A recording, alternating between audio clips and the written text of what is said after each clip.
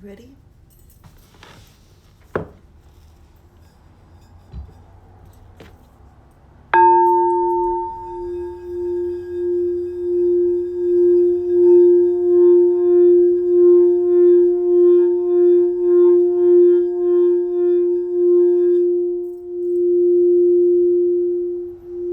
Let's take some deep breaths. Let's inhale. Exhale. Inhale, keep breathing.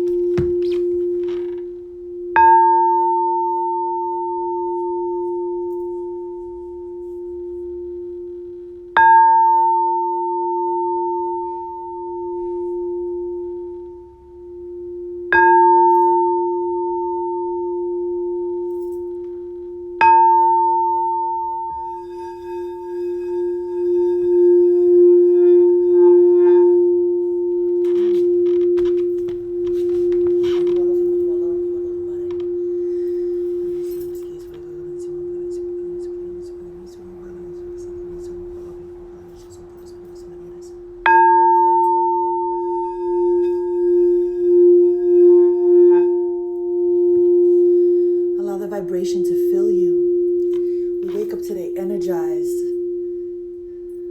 Allow the vibration to give you light, to give you love, to fill you with everything you need. And on your inhale, what do you need? Inhale through your nose, exhale. Inhale.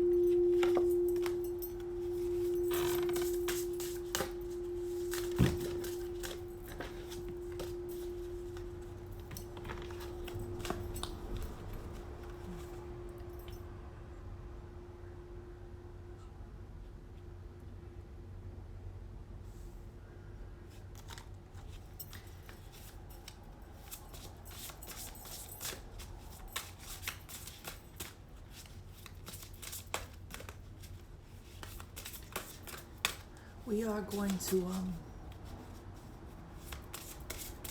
learn a mudra this morning.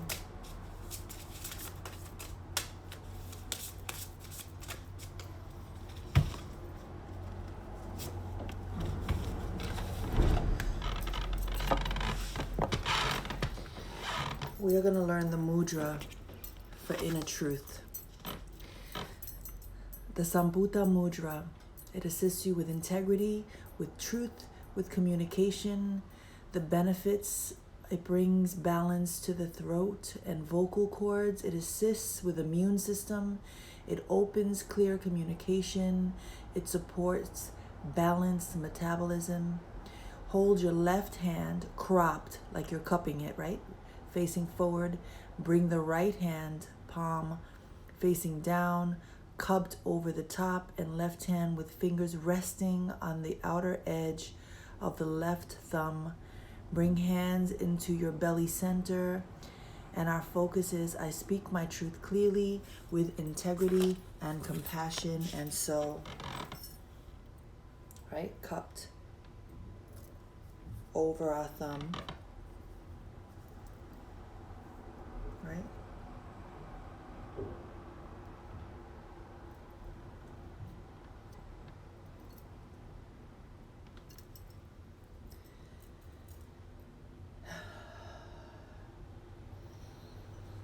It's like we're holding a ball, right? Of infinite energy and integrity and truth and honor and honesty, right? And we're breathing life into ourselves. What do we need today? I need energy. I need focused energy. I need to accomplish things today. I need to know how great I am today. I need stamina. I need endurance. I need vitality. I need passion and joy and laughter today. I need to not take myself seriously today. I need to trust that the universe is aligning perfectly for me.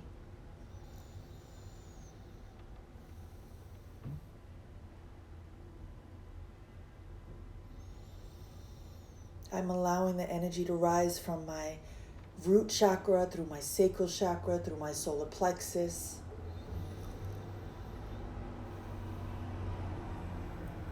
I'm taking this ball of energy and I'm sending it to my heart, to my throat. I'm going to communicate my throat chakra. I'm going to communicate honestly, lovingly, respectfully, and clearly, so motherfuckers understand the words that are coming out of my mouth with intention.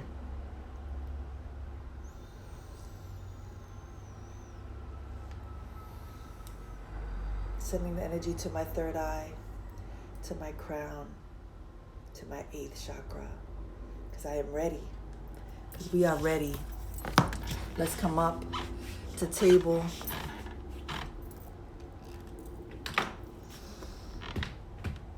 Let's come down to child's pose and let's give thanks for this day. Let's give thanks for this day. Creator, thank you for this day. Thank you for 17 days of coming together consistently for a morning practice, for a love and liberation meditation. And every day I show up for myself. You show up for me. And for that, I'm so thankful. Come up to downward facing dog.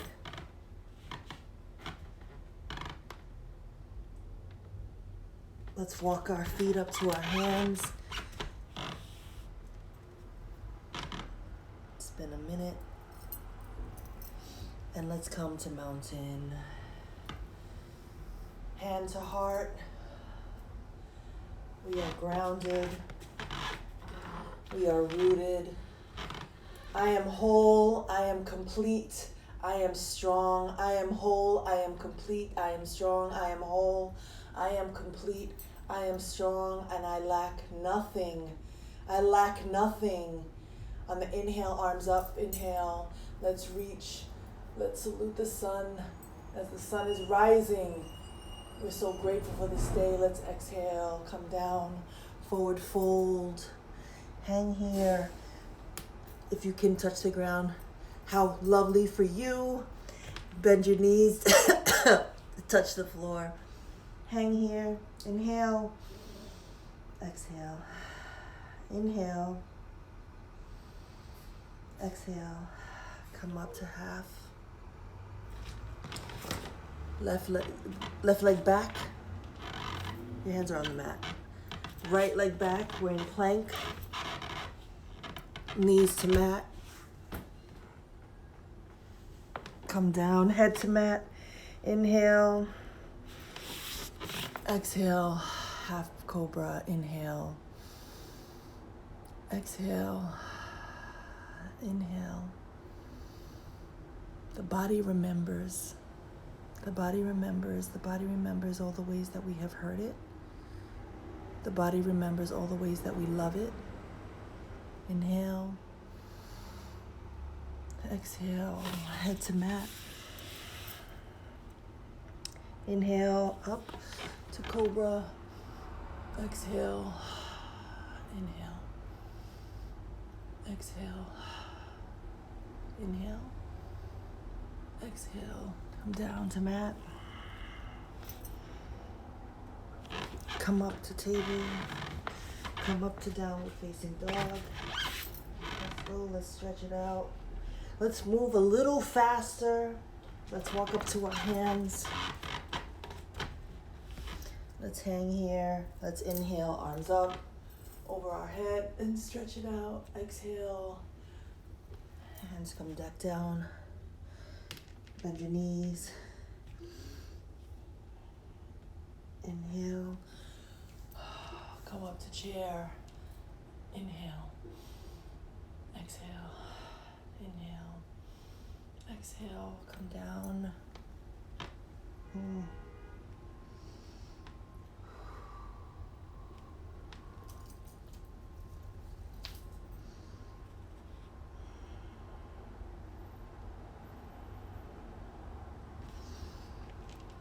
Let's come up.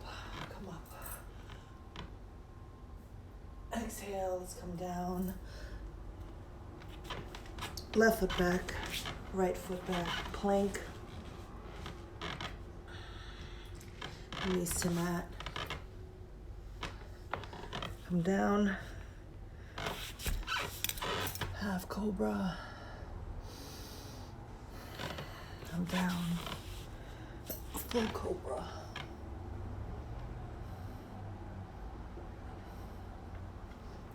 Head to mat. Eyes up. Let's rotate our hips.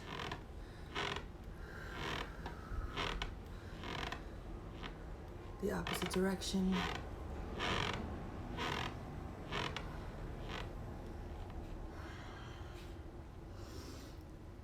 Cat cow. Inhale. Exhale. Inhale. Curve your back. Exhale. Tuck it in. Inhale. Exhale. Inhale. Exhale. Come back up to downward facing dog. Walk your foot to your hands. Just hang here for a moment. Inhale. Let's come up. Let's move into warrior pose. Step our legs, feet facing forward. Left foot out. Right foot stays facing forward. Inhale, arms up. Bend your knee over your big toe. Look over your left arm. Look over like at your middle finger. And let's inhale. Exhale. Inhale. Exhale. Inhale. Exhale. Bend. Inhale up. Come down. Come down. Inhale. Exhale. Inhale. Exhale. Let's come up. Turn your right foot out. Keep your left foot facing forward. Bend your right knee over your left toe. Arms up. Looking over your right arm. Warrior. Inhale. Exhale. Inhale. Exhale. Inhale. Exhale. Come up. Let's come forward.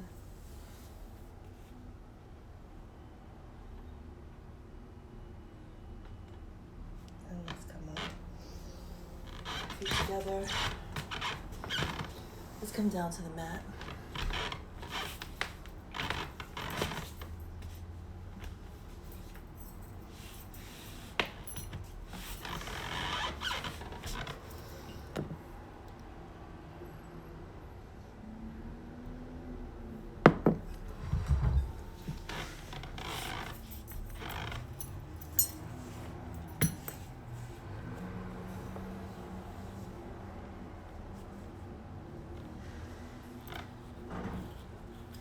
Grab your belt. Let's stretch our legs. Inhale. Exhale. Inhale. Exhale. Inhale. Exhale. Bend your right leg up. Left arm around your right leg, right arm behind your back. Let's look to the right. Inhale. Exhale. Inhale. Exhale. For a deeper stretch, look over your right shoulder. Inhale. Exhale. Inhale. Exhale. Release the leg. Left leg up. Wrap your right arm around your left knee. Left arm goes behind your back. And inhale. Exhale. Inhale. Exhale. Inhale. Exhale. Look over your shoulder for a deeper stretch. Inhale. Exhale. Inhale. Exhale. Release.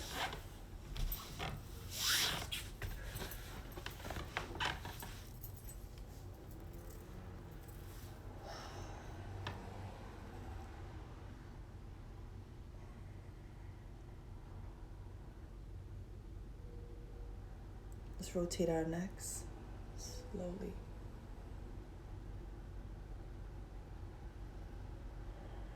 The opposite direction.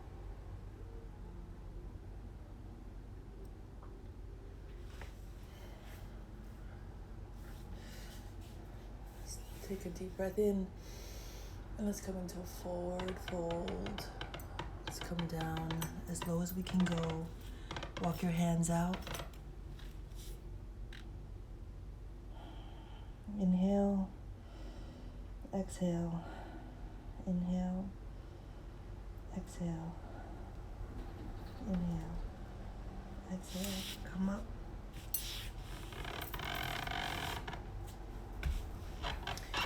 Inhale, exhale, come down, walk it all the way out.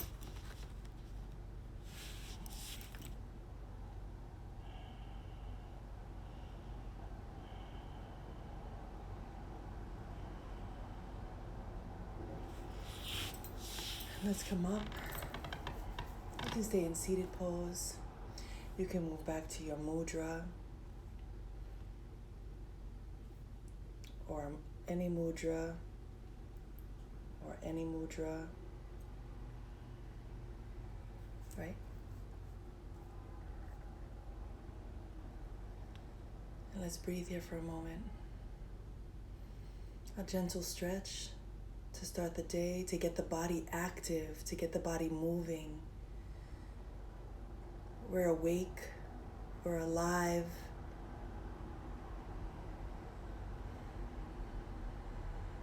Smile. Because every day you show up for you. Smile because every day you show up for you. You can go ahead and get in corpse pose.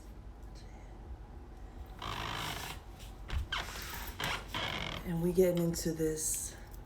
We are almost done with bell hooks. All about love. I want to say thank you to Imani. There are two books that she promotes often, that she talks about often. Imani, the Hood Healer.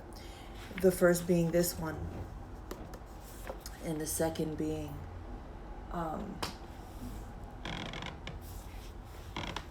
Queen Afua's book. I'm going to take it back for a moment and I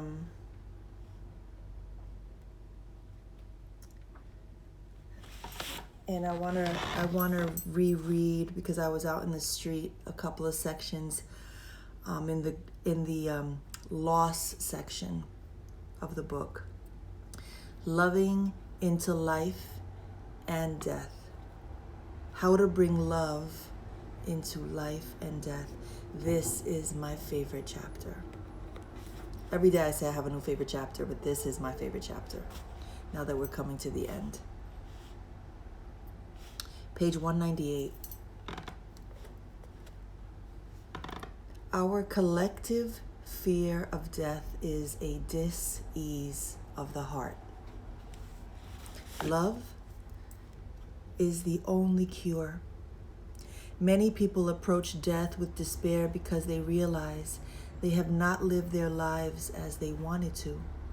They never found their true selves, or they never found the love their hearts longed to know. Sometimes, facing death, they offer themselves the love they did not offer for most of their lives. They give themselves acceptance, the unconditional love that is the core of self-love. In her foreword to Intimate Death, Marie de Hennezel describes witnessing the way approaching death can enable people to become more fully self-actualized. She writes, "At the moment of utter solitude, when the body breaks down on the edge of infinity, a separate time begins to run that cannot be measured in any normal way. In the course of several days, something happens with the help of another presence that allows despair and pain to declare themselves. The dying seize hold of their lives, take possession of them, unlock their truth. They discover the freedom of being true to themselves. This deathbed recognition of love's power is a moment of ecstasy. We would be lucky if we felt its power all our days and not just when those days are ending. When we love every day, we do not need the imminent threat of sure death to be true to ourselves. Living with awareness and clarity of mind and heart, we are able to embrace the realization of our dying in a manner that allows us to live more fully because we know death is always with us. There is no one among us who is a stranger to death. Our first home is the womb. Our first home in the womb is also a grave where we await the coming of life. Our first experience of living is a moment of resurrection, a movement out of the shadows and into the light. When we watch a child physically coming out of the womb, we know we are in the presence of the miraculous." That's just one section I loved.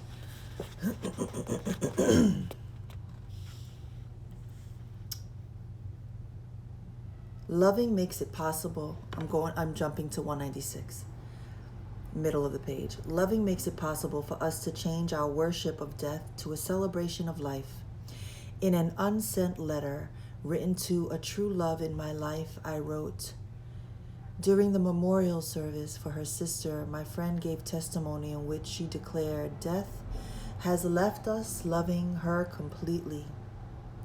We are so much more able to embrace the loss of intimate loved ones and friends when we know that we have given our all, when we have shared with them that mutual recognition and belonging in love which death can never change or take away.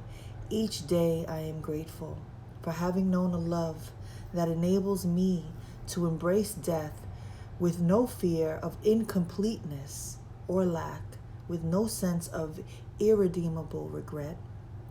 That is the gift you gave. I cherish it. Nothing changes its value. It remains precious. Loving does this. Love empowers us to live fully and die well. Death becomes then not an end to life, but a part of living." In her autobiography, The Wheel of Life, published shortly after her death, Elizabeth Kubler-Ross tells the story of her awakening to the realization that we can face death without fear. In these earliest days of what would become known as the birth of thanatology, or the study of death. My greatest teacher was a black cleaning woman. I do not remember her name, but what drew my attention to her was the effect she had on many of the most seriously ill patients. Each time she left their rooms, there was, I noticed, a tangible difference in their attitudes. I wanted to know her secret. Desperately curious, I literally spied on this woman who had never finished high school but knew a big secret. The secret that this wise black woman knew, which Kubler-Ross positively appropriated, was that we must befriend death and let it be our guide in life, meeting it unafraid. When the black cleaning lady who had triumphed over many hardships in her own life, who had lost loved ones to early deaths, entered the rooms of the dying, she brought with her a willingness to talk openly about death without fear. This nameless angel gave Kubler-Ross the most valuable lesson of her life, telling her, death is not a stranger to me. He is an old acquaintance. It takes courage to befriend death. We find that courage in life through loving. I just wanted to revisit those two sections because they really stayed with me. They really stayed with me all day and then waking up this morning. We are in chapter 12, page 207. Let us breathe. Good morning. Grand Rising family.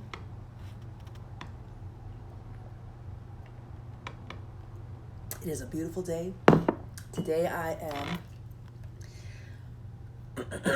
am taking meetings, sending readings. Today I will be receiving messages and sending out readings to my clients. Today through Friday, that's it. All I'm doing is just divining, and then I will rest. It's a good time too, right? As Mercury in retrograde closes and ends, to really see the messages that are coming. We are leaving October and entering November, and so there's a lot of stuff that we are allowing to die. I love that section on loss. I can't wait to go back and sit with each section and really reflect. That section really blessed me because I've been having the hardest time with this memoir that I'm writing on grief. It's a memoir on loss. But I digress. Chapter 12. You ready? Healing. Redemptive love. Redemptive love. Healing, redemptive love. You ready? We have been taught. Nope, that's not what it says. We have been brought into the inner wine cellar and sealed with his seal, which is to suffer out of love. The ardor of this love greatly outweighs any suffering we may undergo, for suffering comes to an end, but love is forever. We have been brought into the inner wine cellar and sealed with his seal, which is to suffer out of love. His seal feels very much like Jesus. The ardor of this love greatly outweighs any suffering we may undergo, for suffering comes to an end, but love is forever. By Tessa Bielecki. Love heals. When we are wounded, what time is it? What time is it?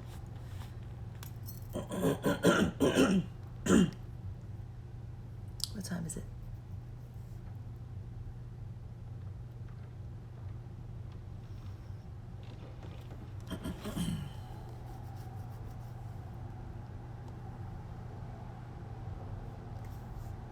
$8:04. Thank you.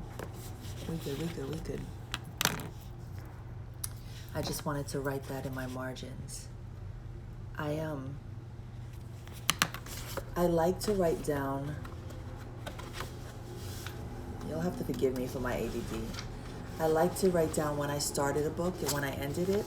And so I started this book in July 3rd, 2020.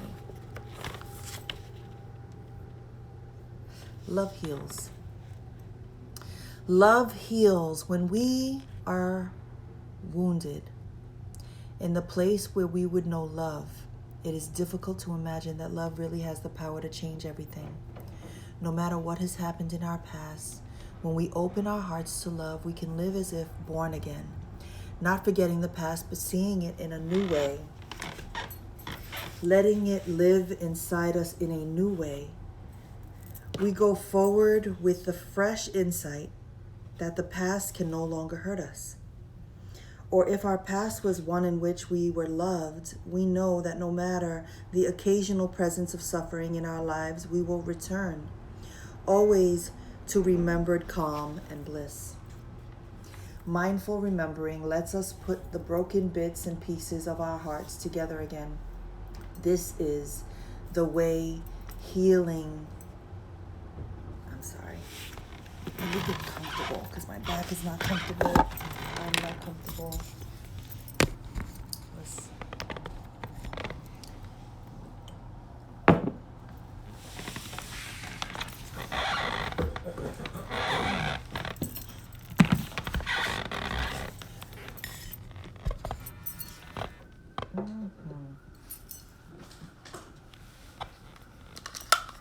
That's like the candle this morning.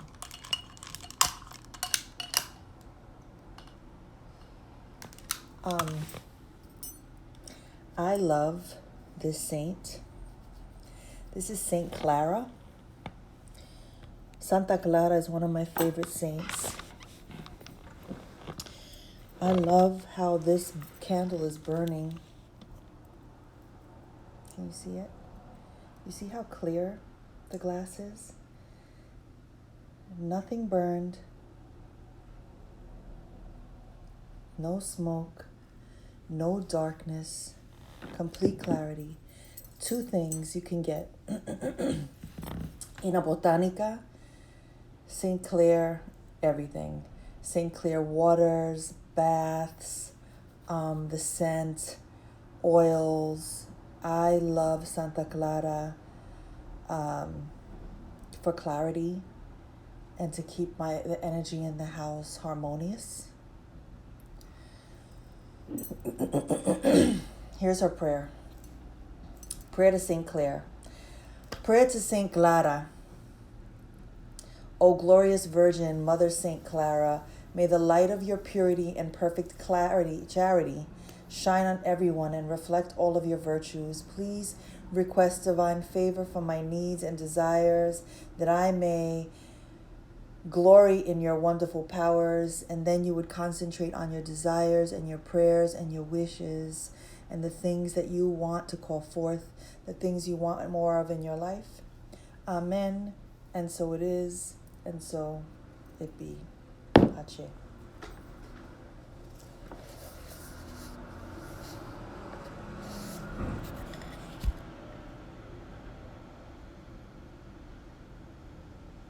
Wow, that's beautiful. What a lovely connection. Dope.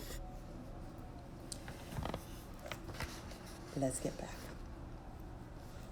All about love. Page 209, Love Heals. When we are wounded in the place where we would know love, it is difficult to imagine that love really has the power to change everything. No matter what has happened in our past, when we open our hearts to love, we can live as if born again, not forgetting the past, but seeing it in a new way, letting it live inside us in a new way. We go forward with the fresh insight that the past can no longer hurt us, or if our past was one in which we were loved, we know that no matter the occasional presence of suffering in our lives, we will return always to remembered calm and bliss. So those remembered states, we know how to get back. When you know love and you are in an experience that does not feel like love, you can easily access those feelings of being loved because you know that right living. so you can find your way back, right? This is the way healing begins. Mindful remembering lets us put the broken bits and pieces of our hearts together again. Contrary to what we may have been taught to think, unnecessary and unchosen suffering wounds us.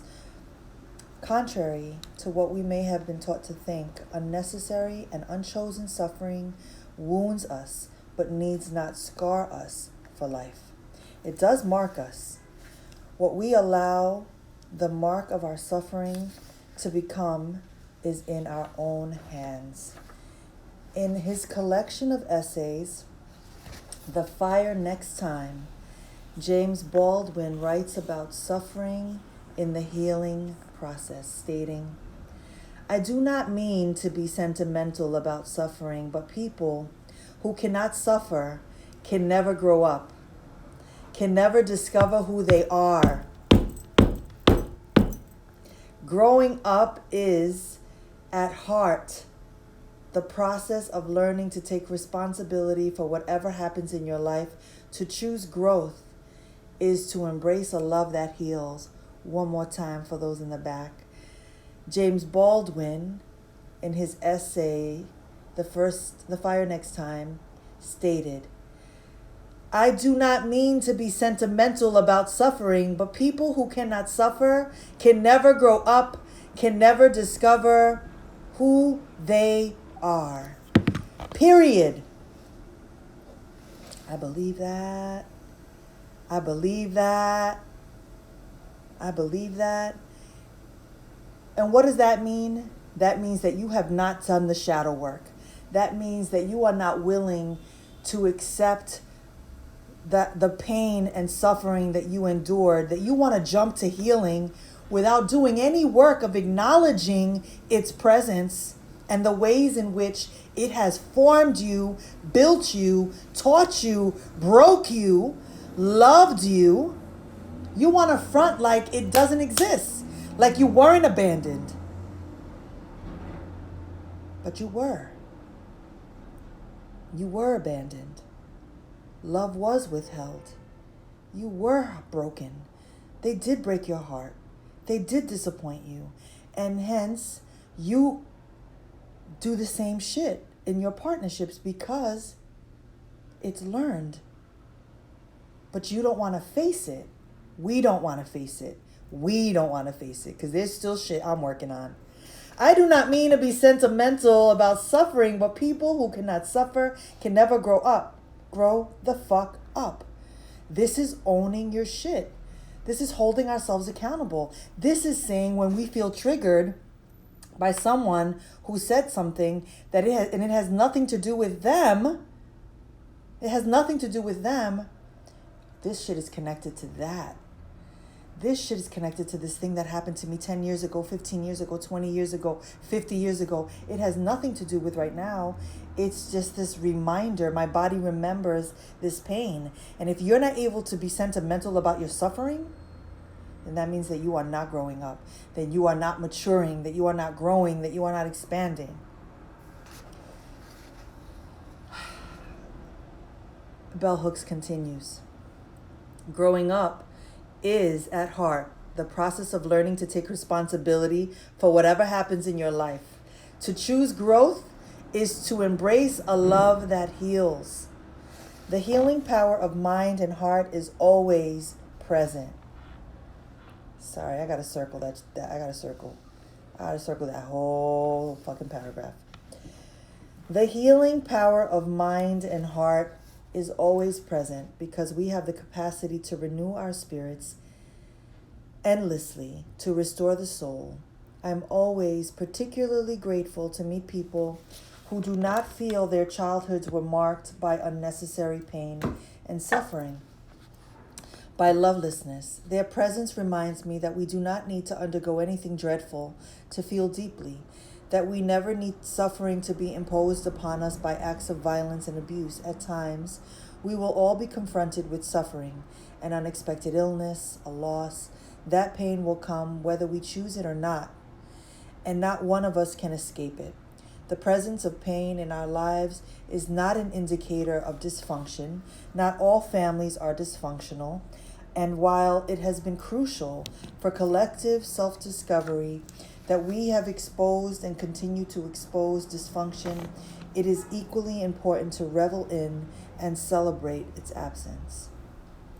Unless we can all imagine a world in which the family is not dysfunctional, but is instead a place where love abounds, we doom family life to be always and only a site of woundedness. In functional families, individuals face conflict, contradictions, times of unhappiness and suffering, just like dysfunctional families do. The difference lies in how these issues are confronted and resolved. See, that's that shit. I don't believe in denying that it existed, denying the pain. I don't believe in that.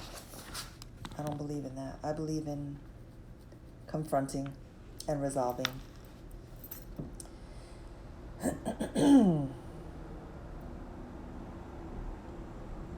In functional families, individuals face conflict, contradictions, times of unhappiness and suffering, just like dysfunctional families do.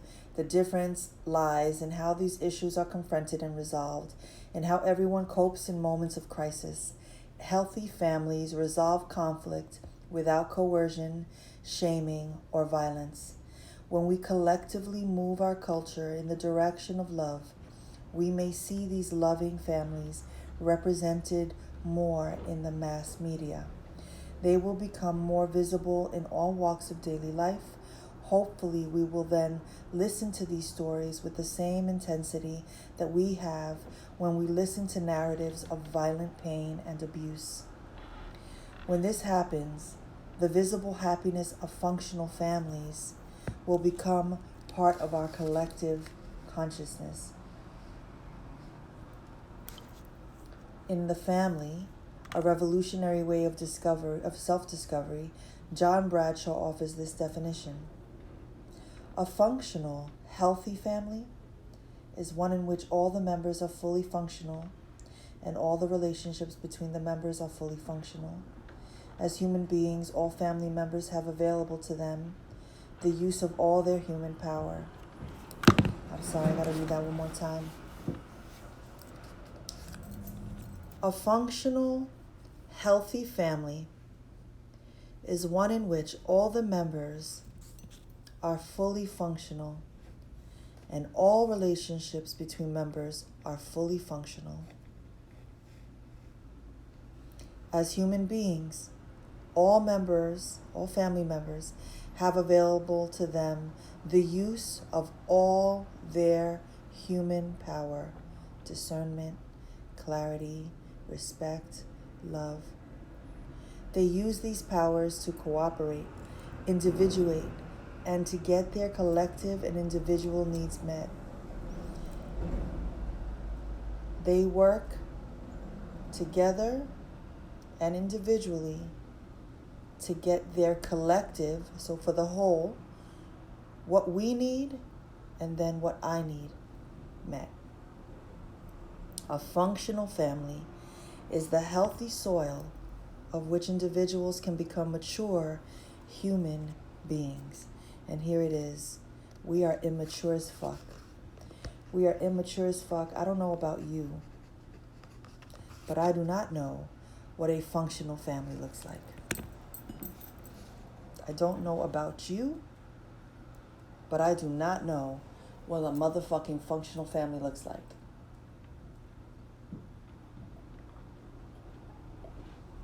It wasn't modeled. It wasn't modeled. That isn't what we saw. That isn't how we were raised. That isn't how we were taught. Functional? Functional. The word function, to function, means that it works. That it works. We got it to work. We only know dysfunction because, many of us, especially if you are a person of color, you inherited trauma. You inherited all of these things that made you believe that you were unhealthy, you weren't right, you weren't worthy, you were less than.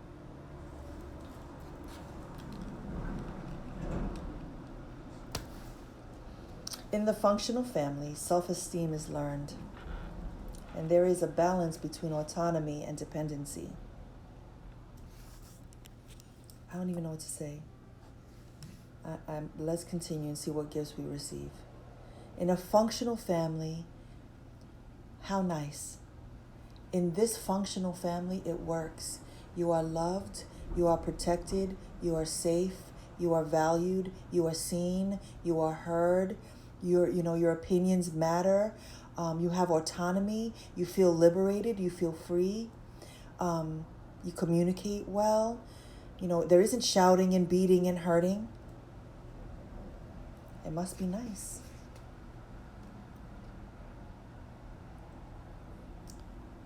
There is a balance between autonomy and dependency. What we inherited was all kinds of codependency. All kinds of codependency. We are codependent on our fucking dysfunction. Long before the terms functional and dysfunctional were used to identify types of family, those of us who were wounded in childhood knew it because we were in pain. Exactly. You don't have to fucking keep reminding us. And that pain did not go away even when we left home. Ache. More than our pain, our self-destructive, self-betraying behavior trapped us in the traumas of childhood. Many of us are trapped in our childhood trauma. We were unable to find solace or release. It is not our fault. We could not choose healing because we were not sure we could ever mend. Damn. Of course our heart's broken, and of course we feel like our hearts can never fucking mend, can never heal. We could never be loved, receive love, share love. We could not choose healing because we were not sure we could ever mend. That the broken bits and pieces could ever be put together again. We comforted ourselves by acting out, but this comfort,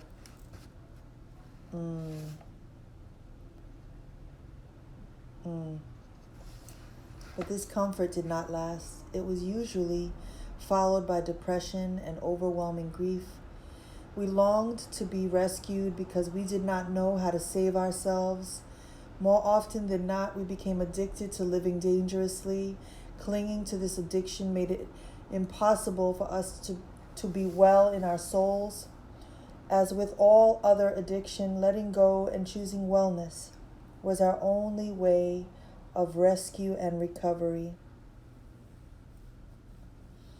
That shit is blowing my fucking mind right now.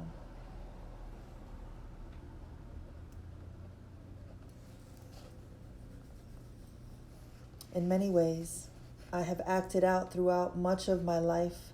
When I began to walk on the path of love, I was awed by how quickly previous dysfunctions were changed.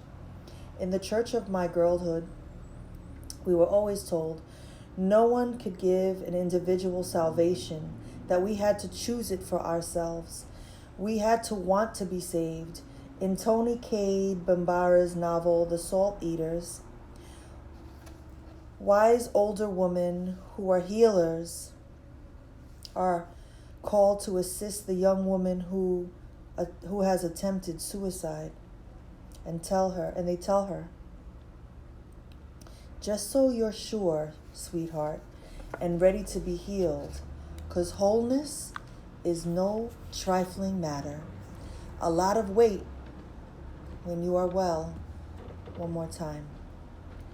From Toni Cade Bambara's novel, The Salt Eaters, wise older women who are healers are called in to assist the young woman who has attempted suicide, and they tell her, in quotes, open quote, just so you're sure, sweetheart, and ready to be healed, 'cause wholeness is no trifling matter. A lot of weight when you are well. Period. End quote.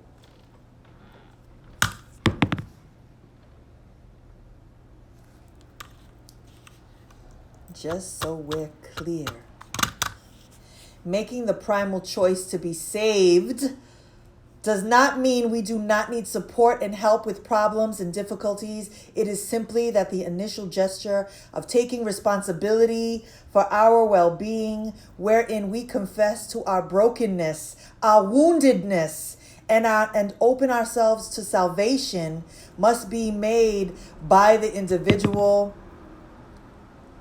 This act of opening the heart enables us to receive the healing offered us by those who care. One more time. Just so you're sure, sweetheart, and ready to be healed, because wholeness is no trifling matter, a lot of weight when you are well. Making the primal choice to be saved does not mean we do not need support and help with problems and difficulties. We don't have to do it alone. It is simply that the initial gesture of taking responsibility for our well-being. I am taking responsibility for my healing. I am taking responsibility for saving myself. I am taking responsibility.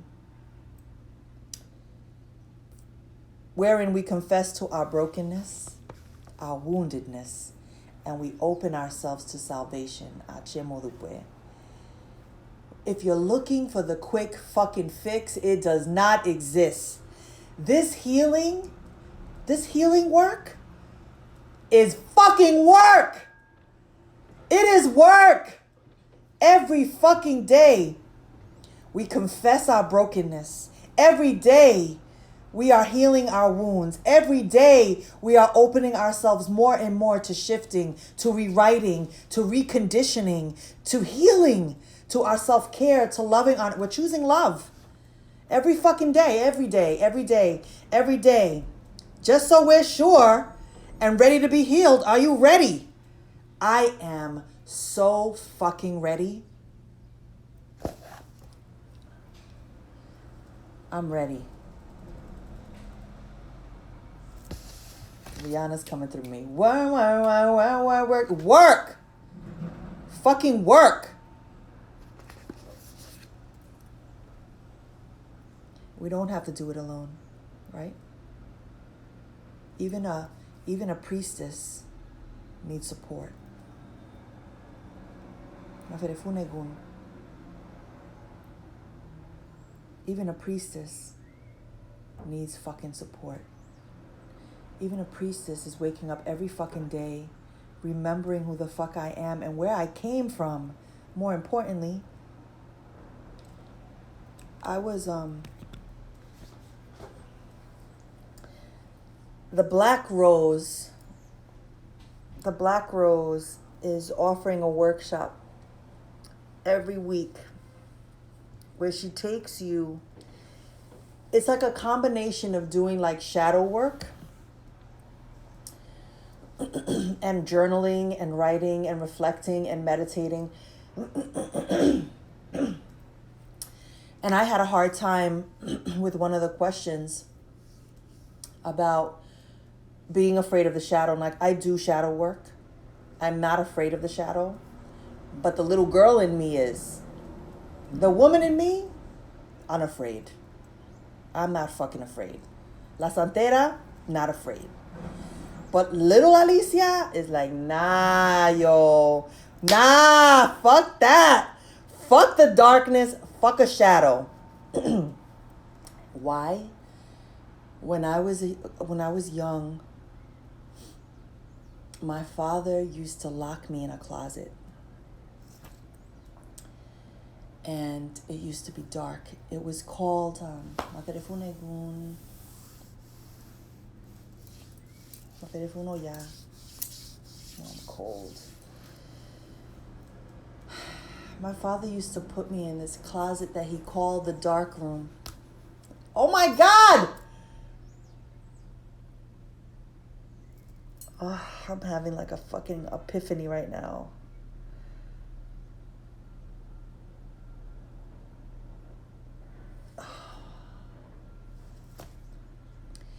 My workshop series where I do shadow work, that's going to be starting soon, is called, the title of it is called The Dark Room. I hadn't connected that. when I created the wow, girl. I hadn't connected that. My father used to put me in the dark room, and the dark room was where he kept like paint cans and tools. It was like the junk closet. It was just like where all his shit was. His saw, everything, his drills, everything. It's also where the box for like Con Ed, the electricity box, like that was the dark room, and it had a lock on the outside, just like a lock that he like would open, the silver locks. And my father used to lock me in the dark room. Wow, oh my God. Holy shit. Because I was bad. He used to lock me in this fucking room because I was bad. Because I wasn't obedient. Because he didn't want to see me. Whatever his fucking reasoning was. He didn't want to see me. It was punishment. It's where he punished me. He would have me sit in this, God, it felt like hours. It felt like hours that I would be in this dark room. Crying, scared. I remember sitting on like the paint cans, lifting my feet off the ground, if you could imagine, right? Lifting my feet off the ground because I could hear rats in the closet. I could hear the tick, tick, tick, tick, tick, tick, tick, tick, tick, tick of mice, rats. It's New York. I was terrified. Yo, is this shit counting down? Yes, it fucking is.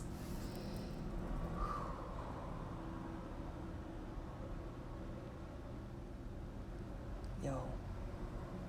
The dark room, yo. Let me come back, yo. Fuck. Wherein we confess to our brokenness, our woundedness, and open ourselves to salvation, we be made by the individual. You know what I did? I went back to that house.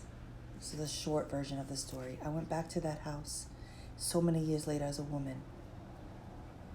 This was probably, after, probably around 2011 when I was having suicidal thoughts. And I went and I knocked on the door, and the person that was living there, it was this gay man, this fabulous man. And I said, yo, I know this is going to be weird, but I lived here between 1976 and 1986. I said, is there any way, I said, can I come into the house, and can I go downstairs into the kitchen, and can I go into this like one closet? It was still there. And I walked into the closet and I cried. I fucking bawled. And I stood there. I remember I was wearing like a jean skirt, and I opened the closet door, like pushed it open. And I watched as the little girl skipped up the stairs and out. I let her out of that closet. Part 2, I'll come back and re-record. I love you all. Thank you for listening.